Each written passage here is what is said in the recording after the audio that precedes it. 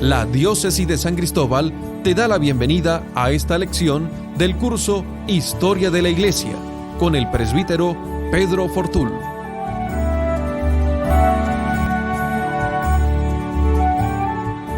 Bienvenidos nuevamente a este curso de Historia de la Iglesia Antigua que ha sido organizado por iniciativa de la Diócesis de San Cristóbal y que está siendo llevado adelante por la oficina de prensa de nuestra diócesis. Recordar y saludar también a todas las personas que se han inscrito y que han seguido durante estos días las clases y las lecciones de Historia de la Iglesia a través de www.diócesis de San Cristóbal online.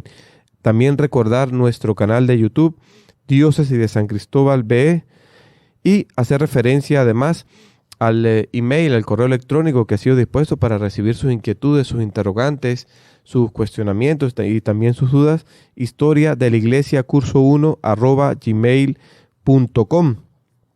Un saludo también a Radio Natividad y Diario Católico.press, las emisoras por las cuales también se transmite este curso de historia de la iglesia antigua.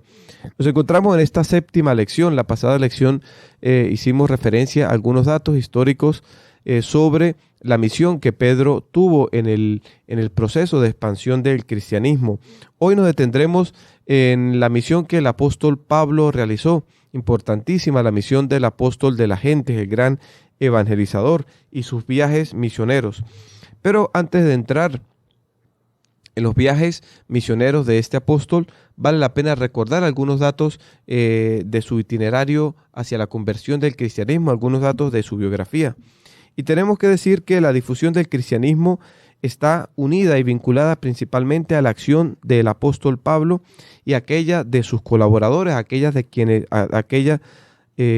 cooperación, aquellas personas que le sirvieron de apoyo, de compañía en su misión.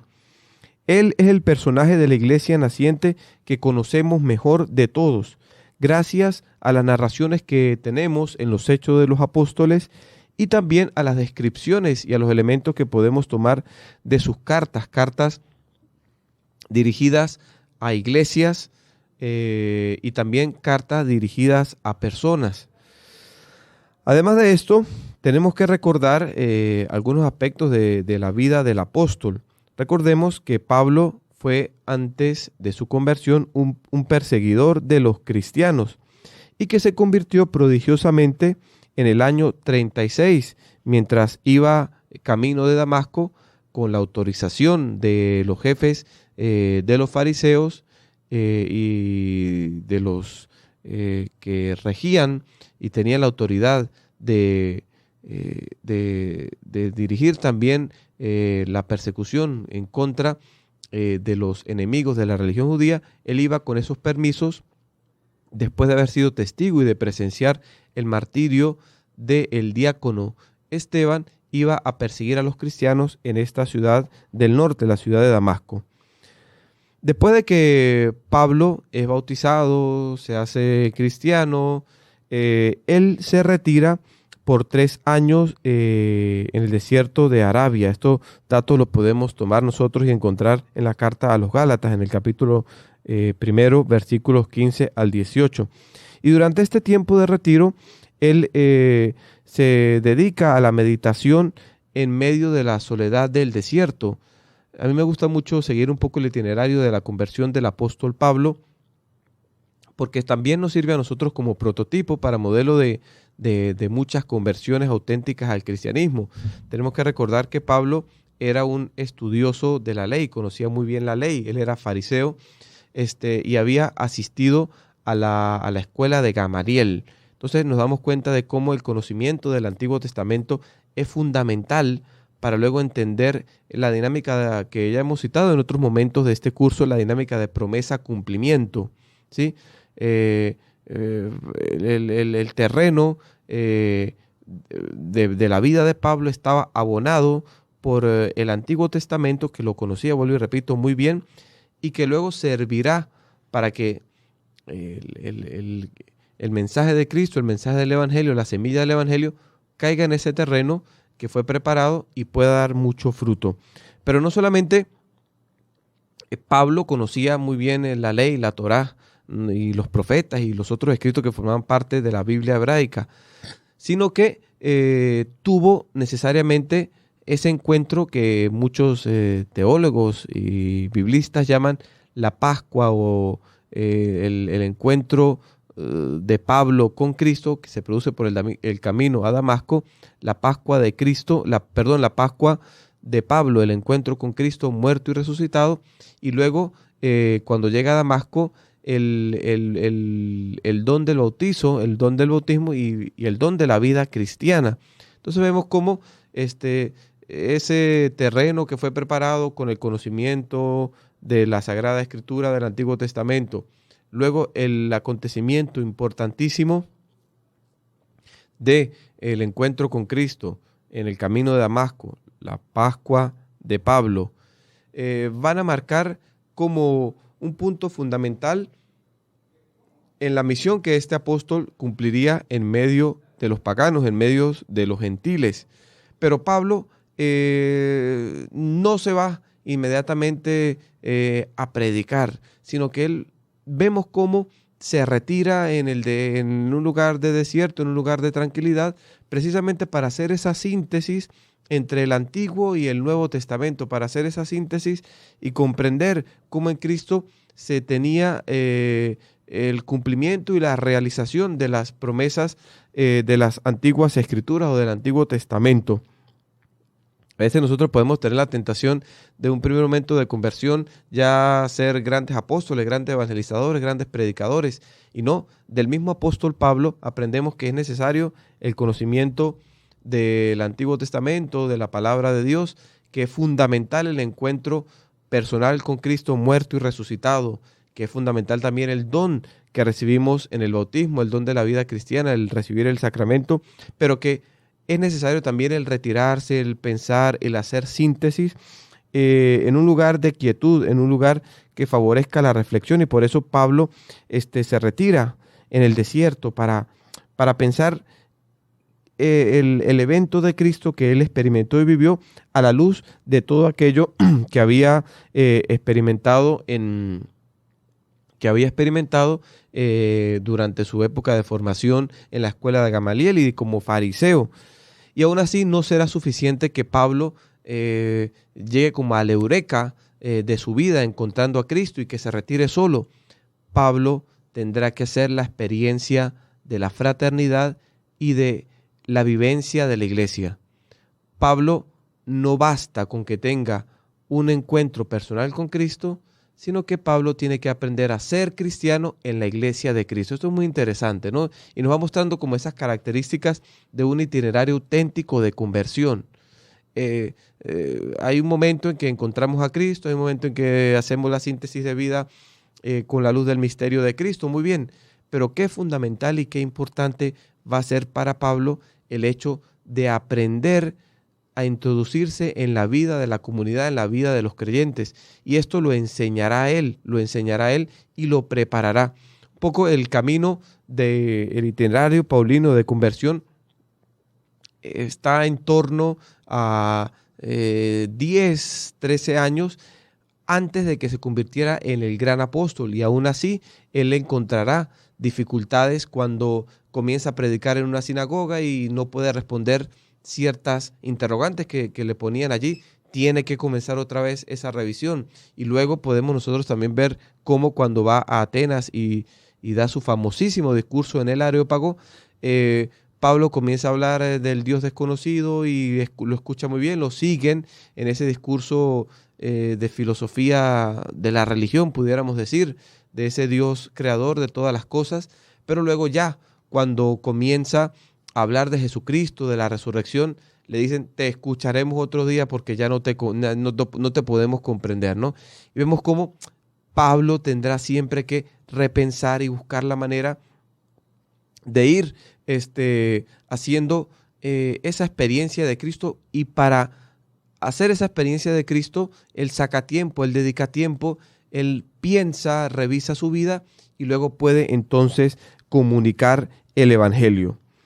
Lo que sí también nosotros tenemos que decir es que durante ese tiempo en que Pablo se retiró en el desierto para pensar, no sería correcto quizás excluir alguna pequeña actividad misionera del apóstol en alguna ciudad vecina. Pero vuelvo e insisto sobre este aspecto, ¿no? Si bien pudo haber realizado alguna predicación, alguna actividad misionera en torno a las ciudades, pequeñas poblaciones que estaban allí establecidas en Arabia, la actitud principal del apóstol en esa época fue la de meditar, la de encontrarse con Cristo, la de repensar la vida de Saulo, que ahora era Pablo, a la luz del misterio cristiano. Siguiendo un programa también muy interesante que podemos encontrar en EWTN, Cristonautas, un sacerdote decía que no solamente implicaba una conversión en Pablo, sino que había que darle forma a la deformación que Pablo tenía en su cabeza. Entonces, Pablo, que persigue a los cristianos, eso implicaba una deformación de la visión y de la esperanza mesiánica. Vemos cómo el proceso de conversión de Pablo es bastante complejo, ¿no? Y quitar la deformación que se había producido en la vida de Saulo y luego darle la forma cristiana al Pablo, que poco a poco irá Dios mismo guiándolo para convertirlo en el gran predicador de los gentiles. Sabemos también que en el año 39 Pablo va hasta Jerusalén para encontrar a los apóstoles Pedro y Santiago. Pero allí en Jerusalén Pablo tiene un carácter muy fuerte, es una persona apasionada, y allí cuando va a Jerusalén entra en contraste, en discusiones con algunos hebreos y algunos helenistas, y después de estas discusiones regresa hacia Tarso, hacia su ciudad natal. Allí, en Tarso, en el año 42, viene a buscarlo Bernabé, que lo conduce hasta Antioquía, donde permanecen un año en esta ciudad viviendo allí. Hacia el año 45 parte a una misión hacia el Asia. Es el inicio del ministerio de Pablo, que el autor de los Hechos de los Apóstoles escribe en modo circunstanciado.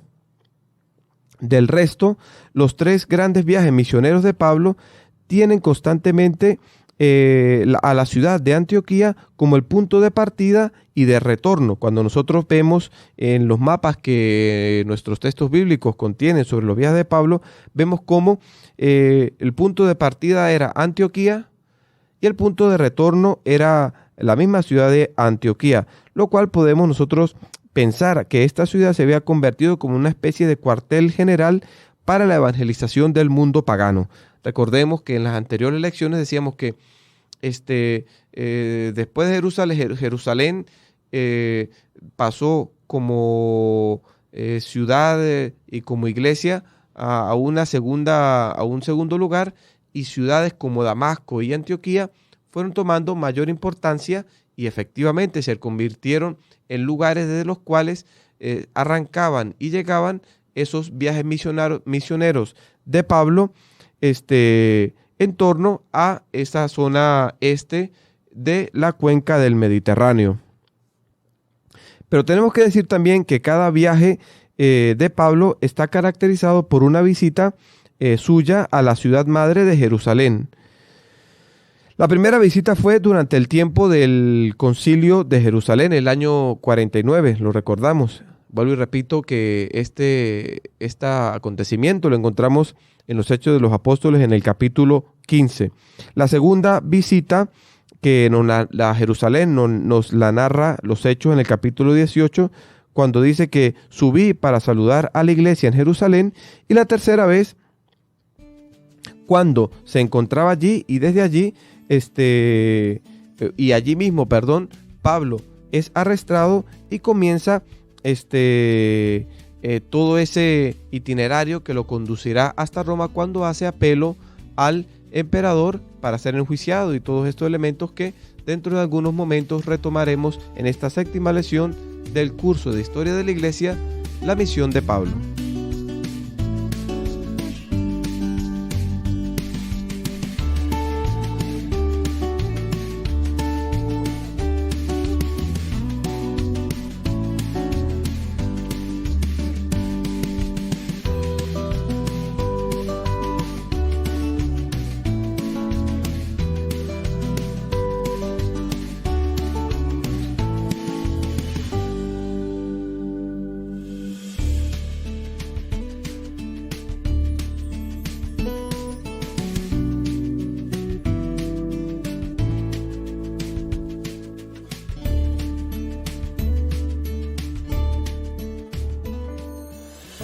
Disponibles todas las lecciones del curso Historia de la Iglesia en el canal de YouTube Diócesis de San Cristóbal VE.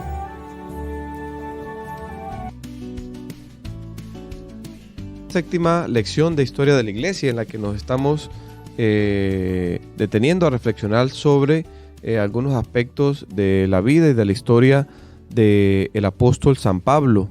Anteriormente vimos algunos aspectos de su biografía, de su proceso de conversión. Ahora nos introducimos en los viajes misioneros, los 3 grandes viajes misioneros que realizó el gran apóstol y evangelizador de los gentiles. Tenemos que decir que el primer viaje o la primera misión de Pablo la podemos encontrar nosotros descrita en los Hechos de los Apóstoles, en el capítulo 13 y el capítulo 14 hasta el versículo 28. Y la ubicamos temporalmente entre la primavera del año 45 y la primavera del año 48. Tenemos que decir que esta primera misión está precedida por una evidente designación por parte del Espíritu Santo que se encuentra confirmada por un gesto muy eclesial, que es la imposición de las manos por parte de la comunidad de Antioquía de Siria.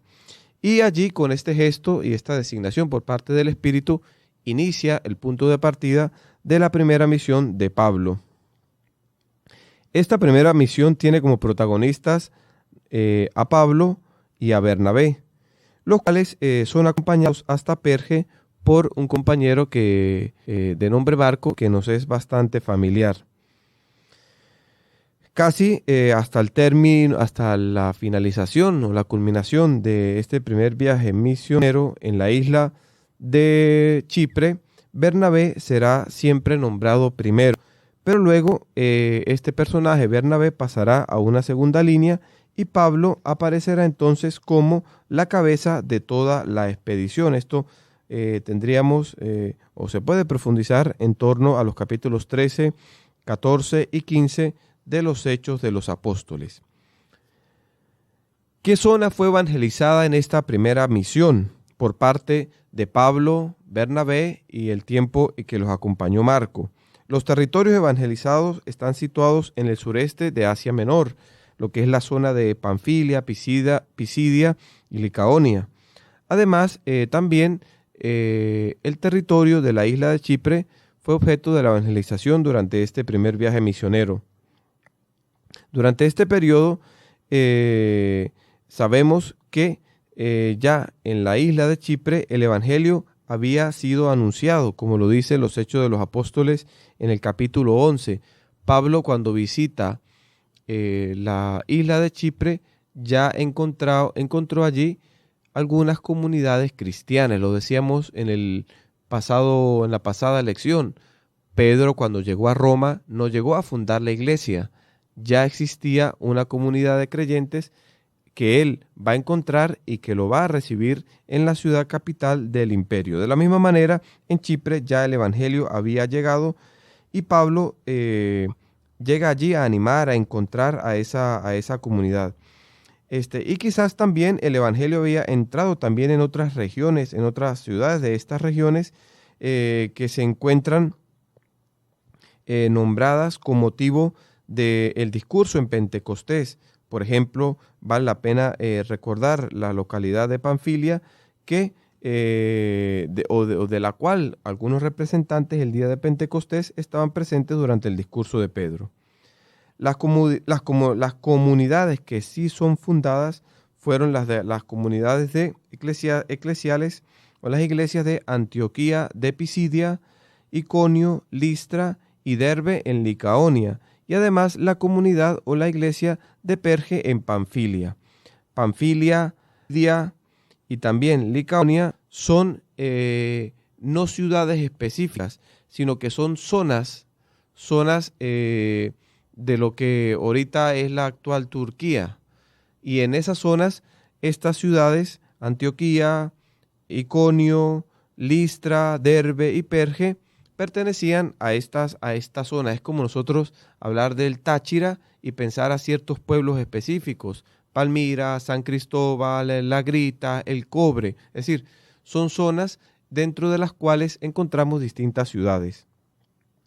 Aquí siempre es muy útil recurrir a un mapa de los viajes de Pablo y vemos claramente definidas las zonas principales: Panfilia, Licaonia, Pisidia, y vamos viendo cómo en esas zonas van apareciendo los punticos donde aparecían estas iglesias que apenas hemos nombrado.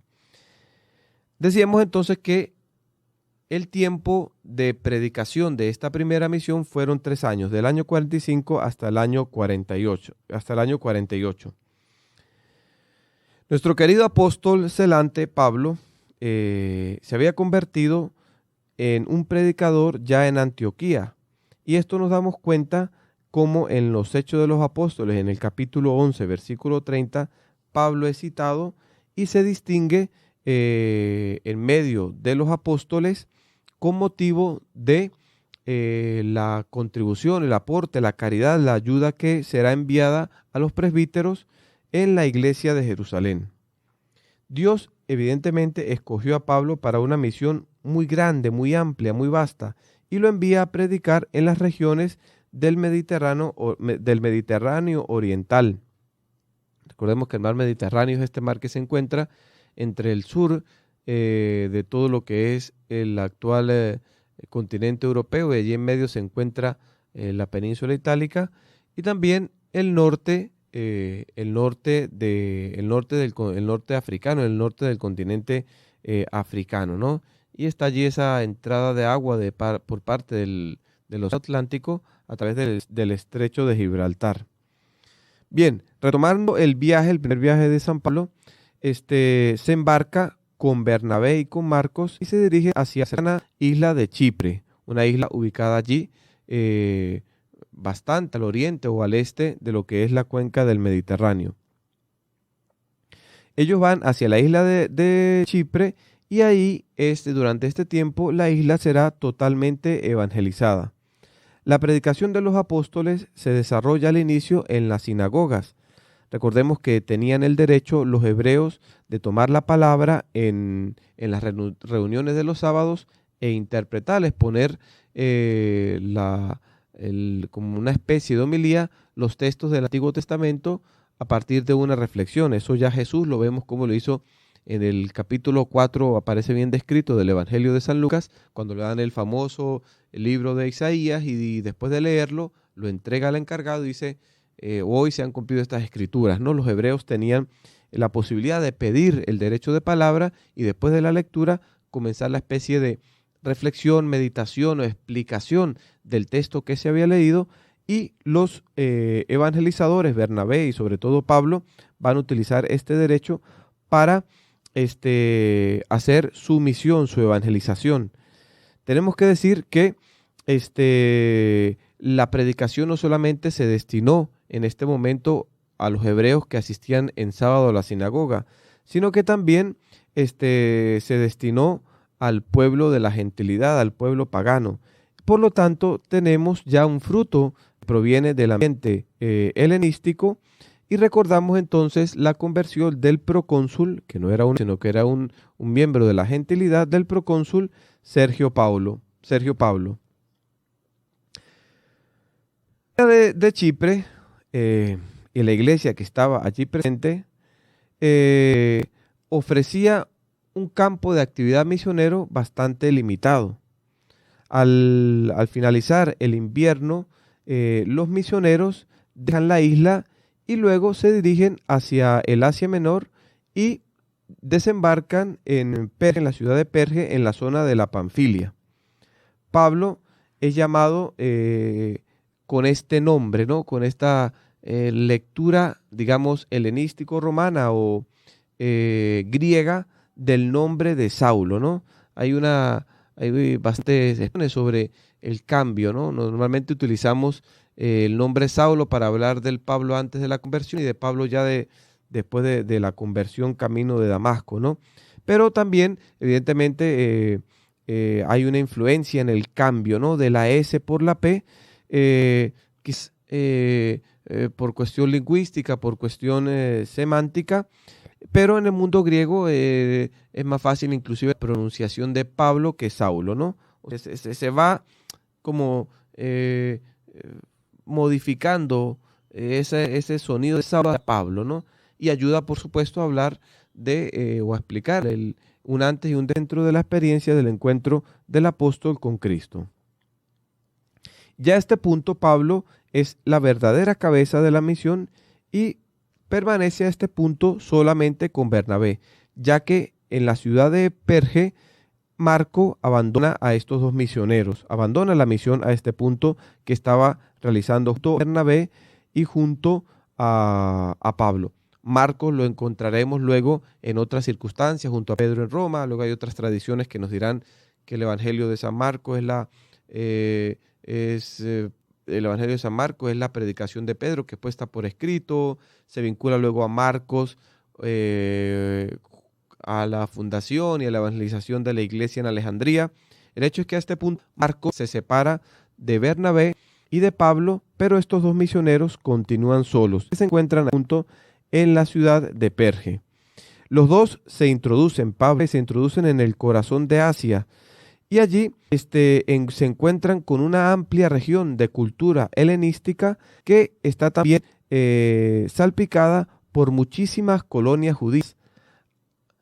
Es decir, a este punto se van encontrando con personas que forman parte de la diáspora, que son los judíos que no viven en el territorio de Palestina, y comienza toda esa misión y esa evangelización y grandes conversiones. Los dos misioneros atraviesan esa zona geográfica de colinas y de montañas que se llama el Tauro y llegan así dirigiéndose siempre hacia el norte a través de las cadenas montañosas del Tauro y llegan así hasta Antioquía de Pisidia. Tenemos nosotros aquí que ir inclusive recordando y distinguiendo algunas ciudades. Antioquía de Siria se encuentra en la costa oriental de la cuenca del Mediterráneo. Antioquía de Siria, y va a ser el punto desde el que había salido ya la primera misión. Existe una segunda Antioquía, no de Siria, sino de Pisidia, y se encuentra en la zona de la Panfilia, mucho más al norte, se encuentra al noroeste de la ciudad de Antioquía de Siria. Es muy importante, vuelvo y repito, que tomemos a este punto un mapa y podamos individuar las dos ciudades y no confundir, porque la iglesia en Antioquía ya existía. En cambio, Pablo llega a Antioquía de Pisidia y allí, junto a Bernabé, se iban a fundar la iglesia y comenzar la evangelización. La predicación de los dos apóstoles, Pablo y Bernabé, encuentra un gran fervor en medio de los hebreos y también en medio de los prosélitos. Pero también suscita la aversión por parte de los judíos fanáticos, los cuales se levantan en contra de los dos misioneros y especialmente las mujeres que procedían o que eran prosélitas y también los jefes del judaísmo hacen que se produzca la expulsión de Pablo y de la ciudad que los había recibido, de Antioquía de Pisidia. Los dos se dirigen entonces hacia la cercana región de Licaonia y se detienen primero en la ciudad de Iconio, en donde se repite la persecución por parte de los judíos. De nuevo, Bernabé y Pablo y van a terminar en Listra, en donde permanecen tranquilos en un cierto ambiente de paz. Pero luego surge una otra amenaza que los obliga a abandonar la ciudad que los había recibido, que es la ciudad de Listra. Recordemos el episodio que a causa de un milagro que había realizado Pablo, que fue la curación de un cojo, el pueblo cree que los apóstoles sean dioses.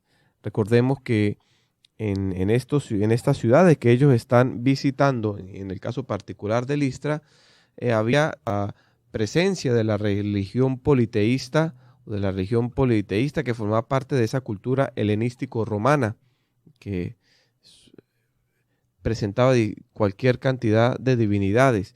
Entonces, al Pablo realizar un milagro, el pueblo de Listra piensa que lo están visitando los dioses. Para ello es normal que los dioses aparecieran y los visitaran. Y de hecho, a Bernabé lo identifican con Júpiter, un dios de la mitología helenístico-romana, ya que él era más anciano que Pablo, ¿no?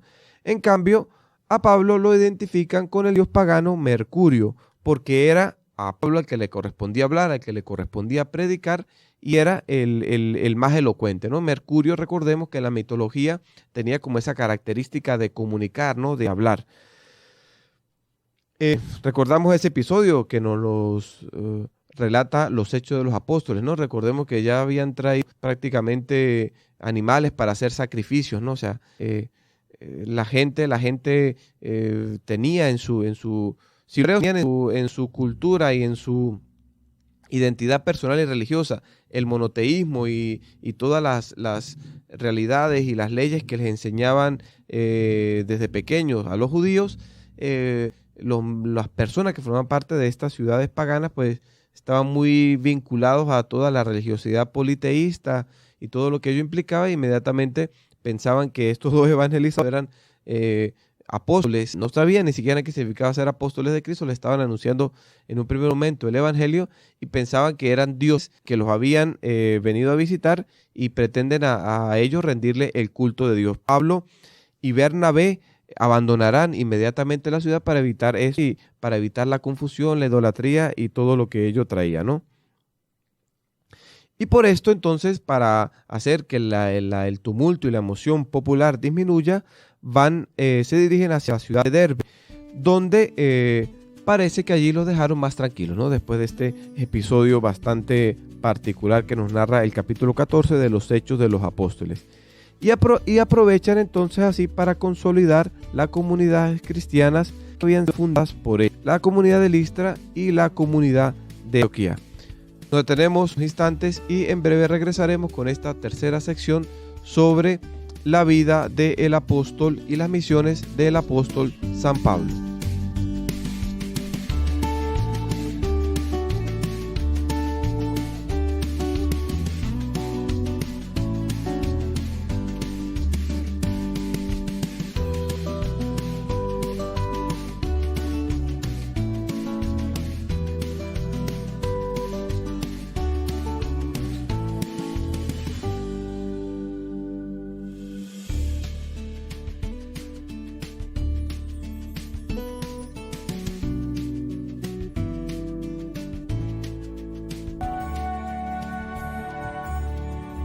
Escucha el curso Historia de la Iglesia en ds.radio, www.diariocatólico.press.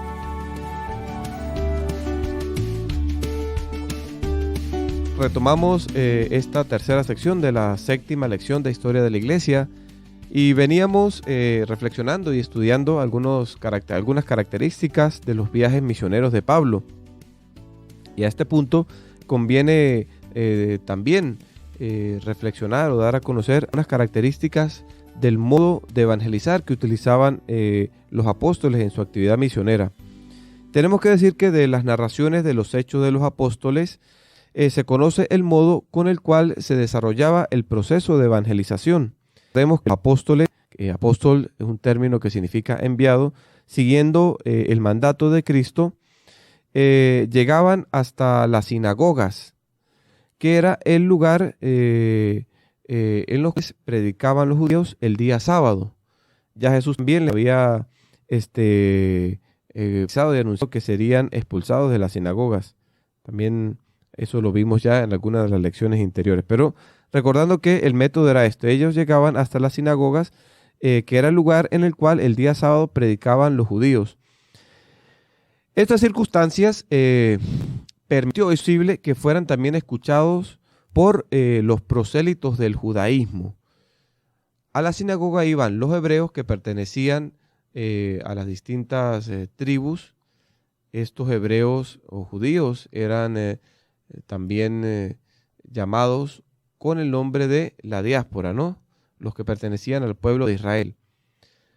Allí en la sinagoga, los misioneros, los apóstoles, Bernabé y Pablo, eran escuchados por los judíos, pero también por los prosélitos de la religión judía.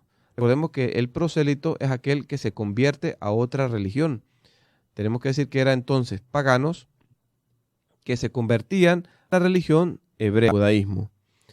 Y evidentemente, como estaban predicando fuera de Tierra Santa, en las sinagogas eran mucho más numerosas las presencias de personas prosélitas que de judíos en sentido estricto hablando. En Asia, el Asia Menor, y por lo tanto el ambiente estaba mucho más nutrido de estas personas que se habían convertido al hebraísmo y que asistían, vuelvo y repito, a las sinagogas a escuchar la predicación hebrea. Y en medio de esa circunstancia escucharon a predicadores, Pablo y Bernabé. Tenemos que decir que al inicio el éxito de tales predicaciones fue muy notable en medio de los hebreos, ¿no? Muchos hebreos se convirtieron. Pero luego el número de conversiones comenzó a disminuir debido a la hostilidad que se manifestó por parte de los jefes del judaísmo. Más duró y en mayor cantidad fueron las conversiones al cristianismo por parte de los prosélitos del judaísmo, los cuales en sí pues no tenían una vinculación verdadera y estrecha con los jefes de las comunidades hebreas, ni tampoco un vínculo estrecho con los gentiles porque no pertenecían en sí a la cultura y a la religión pagana. Por lo tanto, los prosélitos convertidos fue el número más o el grupo más numeroso de cristianos que iban surgiendo. A los prosélitos se incorporaba a la nueva religión a través del bautismo en el nombre del Padre, del Hijo y del Espíritu Santo, y se les organizaba como iglesia en estas comunidades que estaban naciendo, conforme las visitaban los misioneros.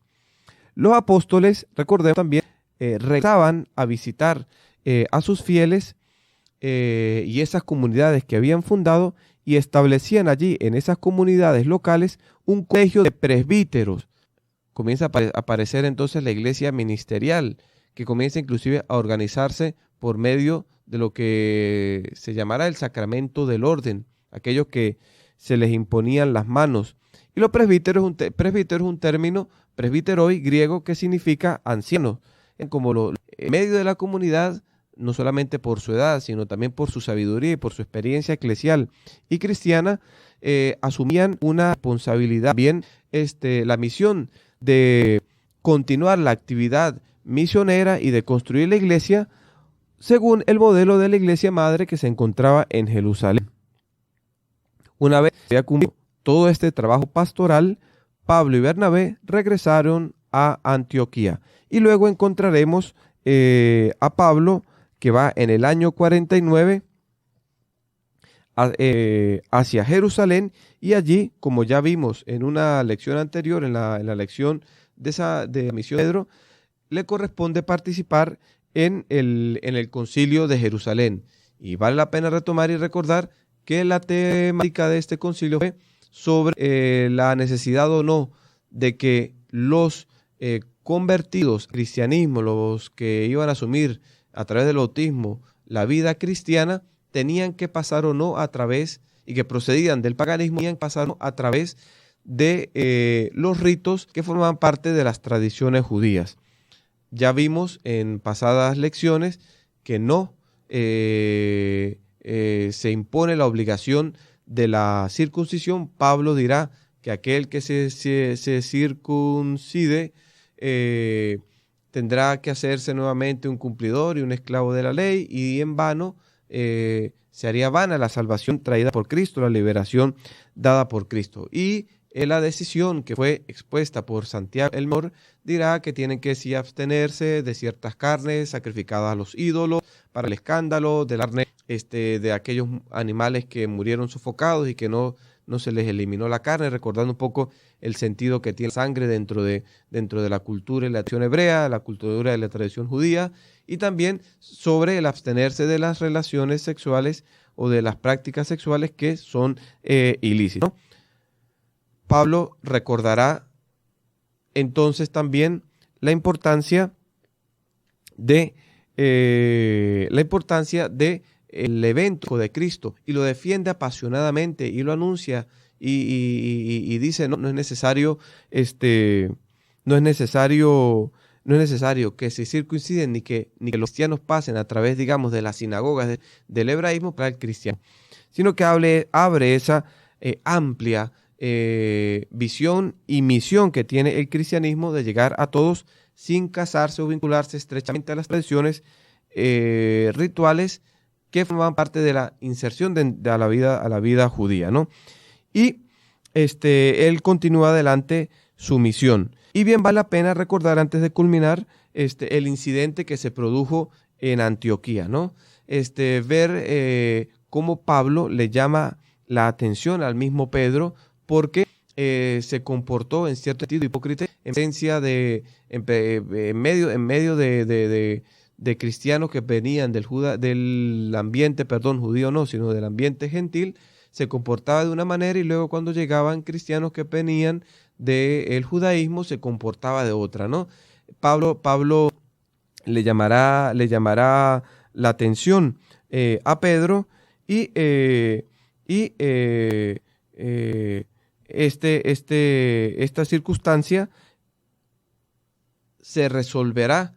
Y además de eso, tenemos que hacer también una pequeña distinción. Si bien el examen del Concilio de Jerusalén es que no tenía que pasar a través de la circuncisión en las personas y los ritos para ingresar al cristianismo, vemos cómo la actuación de ambos apóstoles en algunas circunstancias tendrá más una interpretación de carácter pastoral para favorecer el crecimiento y la vida de la iglesia. Ejemplo clásico, podemos ver lo que pasó con Timoteo cuando Pablo decide circuncidarlo.